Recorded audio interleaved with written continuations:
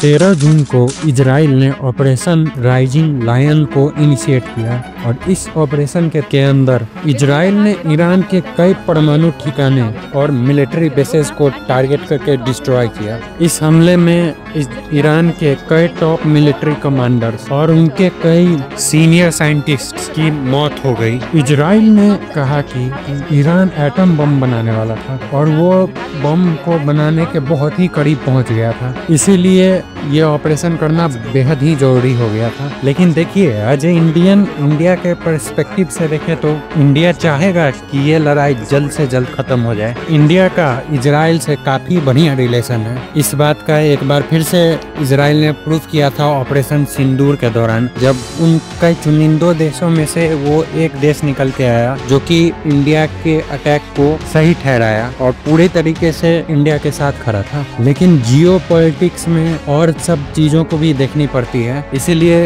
India ये नहीं चाहेगा कि इजराइल इस वार को जीते। देखिए, अब ऐसा मैं क्यों बोल रहा हूँ ये मैं आपको पॉइंट वाइज एक एक करके बताता हूँ। तो हेलो दोस्तों, मेरा नाम है अनुराग और आज आप मेरे चैनल से जुड़े हैं। तो चलिए शुरू करते हैं बिना किसी देरी के। तो भारत ने इजराइल की ईरान पर अटैक और ईरान की जवाबी कार्रवाई इजराइल को, इन दोनों चीजों को भारत ने ये कहा है कि इसे जल्द से जल्द रोकना बहुत बेहद ही जरूरी है। भारत ने ये सलाह दी कि दोनों देशों को बैठ के शांति से संवाद स्थापित करना चाहिए और जल्द से जल्द डी एस्केलेट करना चाहिए। देखिए, भारत जो है वो करीबन 80% जो क्रूड ऑयल है इस चीज का एक्सपोर्ट वेस्ट एशिया से करता है। अगर इजराइल इस लड़ाई को और ज़्यादा बढ़ाता है और at the end of the day वो जीत भी जाता है, तो इस बात से जो क्रूड ऑयल की सप्लाई चेन है वो बहुत ही बुरी तरीके से अफेक्ट होगी, जिसके वजह से जो डोमेस्टिक ऑयल्स के प्राइसेस हैं वो काफ़ी ज़्यादा बढ़ जाएंगे और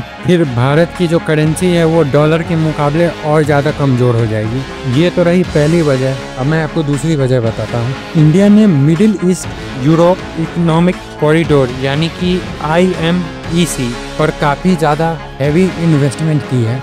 ये इकोनॉमिक कॉरिडोर भारत के पॉइंट ऑफ व्यू से इंपोर्ट और एक्सपोर्ट के लिए काफ़ी महत्वपूर्ण है और लड़ाई अगर आगे बढ़ती है तो इसे भी काफ़ी नुकसान होगा।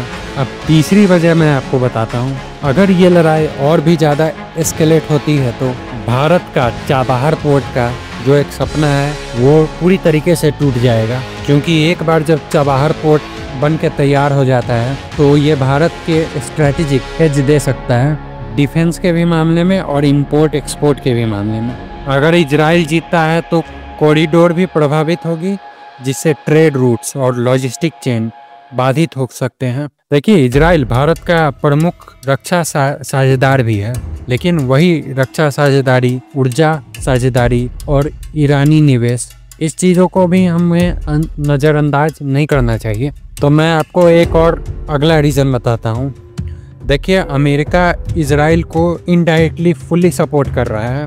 अमेरिका बिल्कुल भी नहीं चाहता कि ईरान के पास न्यूक्लियर कैपेबिलिटी आए, क्योंकि एक ईरान अमेरिका का बहुत ही बड़ा दुश्मन है, खास करके डोनाल्ड ट्रंप का।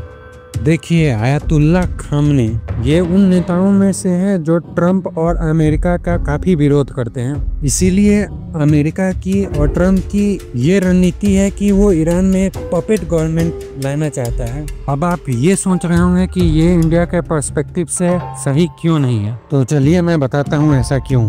तो आपने अगर गौर किया होगा तो अमेरिका एशिया में चाइना को कंट्रोल करने के लिए इंडिया का यूज करता है और दूसरी ओर इंडिया को कंट्रोल करने के लिए पाकिस्तान को यूज करता है। अगर इस बात में किसी को अगर कोई शक हो तो कुछ टाइम पहले ये शक दूर हो जानी चाहिए थी। जब भारत ने ऑपरेशन सिंदूर लॉन्च किया था तो उस वक्त डोनाल्ड ट्रंप और अमेरिका का क्या स्टांस था। अमेरिका ने कभी भी खुलकर इस चीज़ को सपोर्ट नहीं किया कि भारत ने अपने आप को डिफेंड करने के लिए टेररिस्ट टारगेट्स को हिट किया था। इसी तरीके से अमेरिका को भी चेक करने के लिए ईरान का रहना बहुत ज़रूरी है। हाँ, ये बात सही है कि ईरान उतना ज़्यादा पावरफुल नहीं है, लेकिन एटलीस्ट कोई तो है जिसका एटलीस्ट अमेरिका को थोड़ा बहुत डर रहेगा। एक और मैं आपको महत्वपूर्ण वजह बताता हूँ। देखिए, भारत के बहुत सारे स्टूडेंट्स और वर्कर्स इजराइल और ईरान में हैं और इस वार के चलते आपने न्यूज़ सुना होगा कि भारतीय सरकार उन लोगों को निकालने की पूरी कोशिश कर रही है, लेकिन अभी भी बहुत सारे वहाँ पे फंसे हुए हैं। तो तनाव अगर और ज़्यादा इस दोनों देशों के बीच में बढ़ता है तो इन दोनों के देशों की वजह से भारत के लोगों को पर बहुत ही ज़्यादा असर पड़ेगा, खास करके स्टूडेंट्स पे। अभी भारत ने डीकम्युनिकेशन नीति अपनाई है, यानी कि वेस्ट एशिया में सभी देशों से अपना संबंधों को अलग अलग करके रखा है। ये मैं इसलिए बोल रहा हूँ क्योंकि अब अभी तक भारत ने इजराइल के साथ सुरक्षा सहयोग बढ़ाया और साथ ही ईरान के साथ परंपरागत संबंध को भी कायम रखा, विशेषकर तेल और ईरानी ऊर्जा समझौता में। मिनिस्ट्री ऑफ एक्सटर्नल अफेयर्स ने ये कहा है कि भारत उच्च स्तर पर दोनों देशों के साथ संवाद में रहेगा और संघर्ष फैलने पर समाधान और शांतिपूर्ण बातचीत की पहल करेगा। देखिए, यह रवैया न सिर्फ भारत का सेल्फ इंटरेस्ट सुरक्षित करता है बल्कि क्षेत्रीय स्थिरता और वैश्विक जुड़ाव भी बनाए रखता है। तो इन्हीं सब कारणों से भारत ये नहीं चाहता है कि इजराइल इस युद्ध को जीते।